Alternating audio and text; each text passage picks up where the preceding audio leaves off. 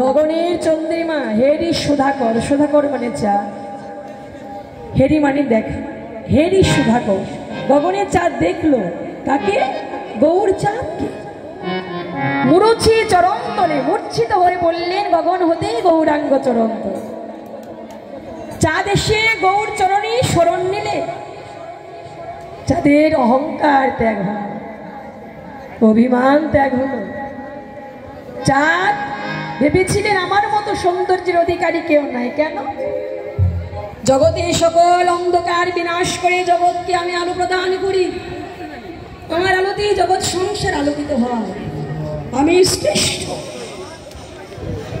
চাঁদেরও তো কলঙ্ক আছে, আছে না?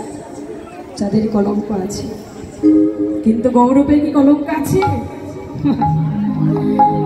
চাঁদের কলঙ্ক আছে। চাঁদ উদিত হয় অস্তাচল যায়, কিন্তু ভাগ্যগুণে যদি গৌর চাঁদ একবার কারো হৃদয় আকাশে উদয় হয়,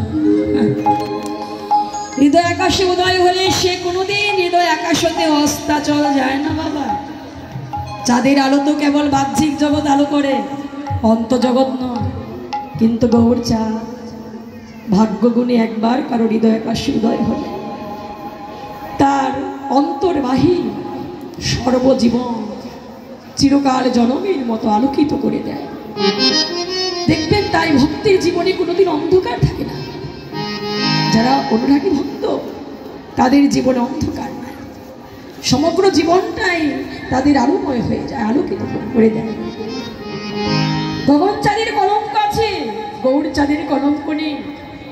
কিন্তু সংসারে যারা গৌর ভজন করে, গৌর সাধন করে যারা, তাদের ভজনের পথে সাধনের পথে অনেক কলঙ্ক আসে বাবা, অনেক বাধা বিপত্তি আসে। কিন্তু তথাপি যারা ভক্ত তারা কখনো কলঙ্কের ভয় রাখে না।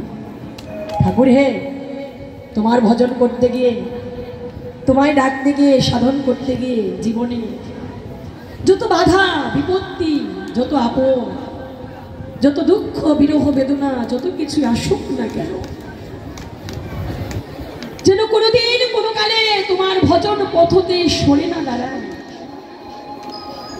কারণ একটা বস্তু কেউ যদি অতি সহজে লাভ করে তার কাছে মূল্যায়িত হয় না।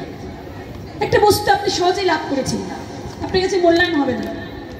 কিন্তু অনেক ত্যাগ তিতিক্ষা, অনেক সাধনা,